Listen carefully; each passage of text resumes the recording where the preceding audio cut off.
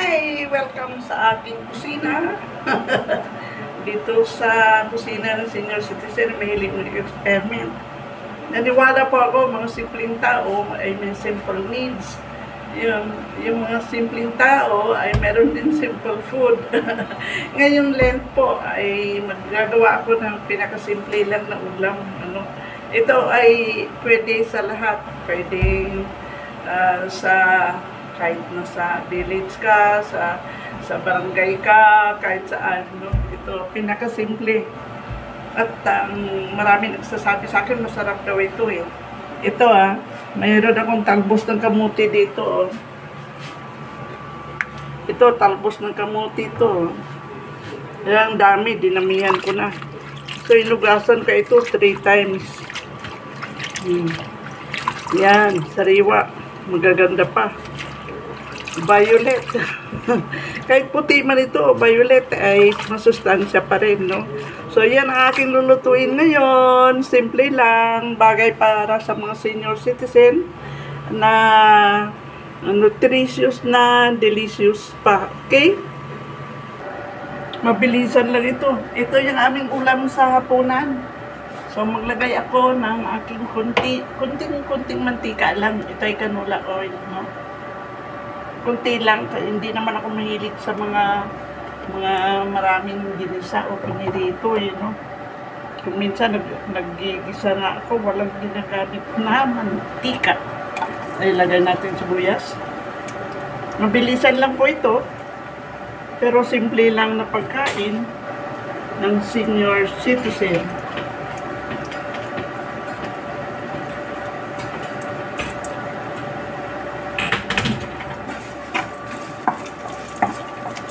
Ay, gusto ko itong sibuyas na puti kung minsan sa mga niluluto ko kasi matamis, medyo manamis-namis, no? Hindi masyadong matapang. Meron kasi akong dried na na bawang, no? Ito, dried na bawang, mahilig ako dito sa garlic na ito. Nilalagay ko sa sinangag, so maglagay lang ako dito. Masarap nga kung marami And then maglagay ako ng aking kunting kamatis. Ay, itong niluluto ko, good for 2. Dalawa lang naman kami. Ayan. O, diba? Mabilis. Simple lang. So, simple people, simple food. Lalo na sa mga seniors. Laging may vegetables. Everyday po, lagi kami may vegetable. Kahit basta vegetable, Ito po nga po na namin. It's almost 5 o'clock. And then, ito lang po ang ilalagay ko. Kahit kahit hindi siya ganito, kahit basta sardinas. Ayan. Ganun yung kasimple.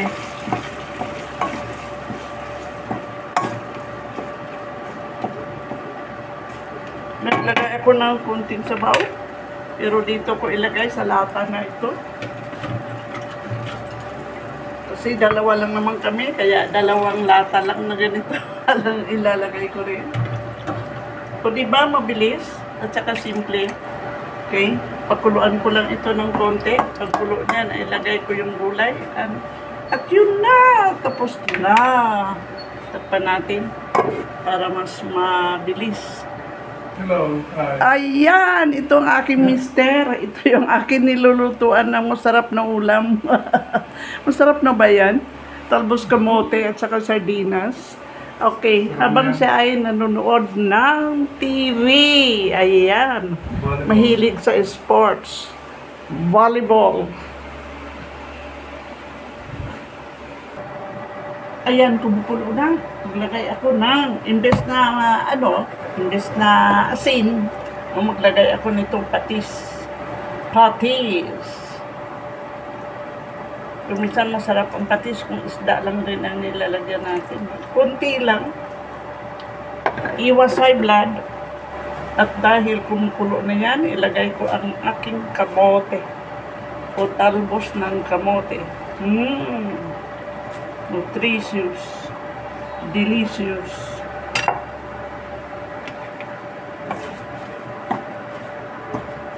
Takpan natin. O, diba? Simple lang. Mabilis. Mabilis lutuin. Mabilis gawin. Bay, tapos na yan. Ayan, tingnan natin at tikman. Look at this. Sarap pa. Tikman ko lang. Ay, ang sarap. Off na natin. Ayaw natin na lantang-lanta yung ating gulay. So, off na natin. This is done. Ayan, ito na yung simpleng pagkain ng mga simpleng senior citizen. Ang sardinas with talbos of kamote. And then, ang aming mag-slice ako nitong apple. Kasi yan ang aming fruit. No?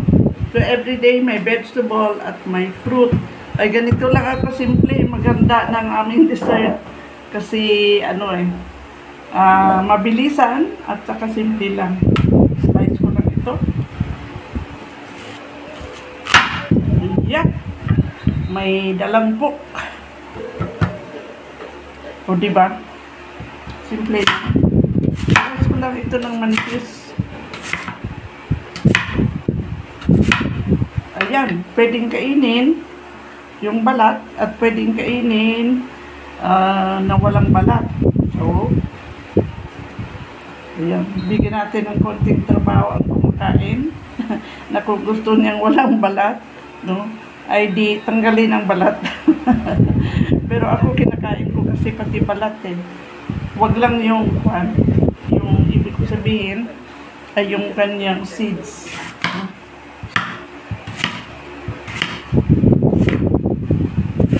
So, may vegetable na, may fruits pa. So, apple is the fruit of the day. Yan. So, ganun lang kasimple. Yan. At saka, may vegetables at fish. Then, fruit na apple. Wow. Yan na yun ang pang-dinner namin. Okay. O, diba? Simpleng pagkain ng senior citizen. At yan, kung makita mo yung aking pagkainin, ay tumataba din despite of everything. Nanonood yan ng sports, no? Kahit ano, dito sa TV. Okay?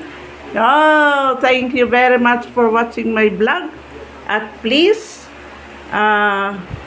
watch, like, and subscribe my YouTube channel dito sa kusina ng senior citizen na mahilig mag-experiment.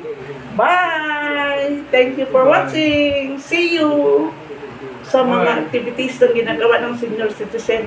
Lalo na sa mga activities ngayong Lent, pwede tayo magbisita iglesia, pwede mag-Station of the Cross, and then pwede makinig sa mga recollections online, and then pwede tayo mag-pray sa church, ay bago tayo mag-outing, o kaya bago mag-vacation, o mag-enjoy, okay?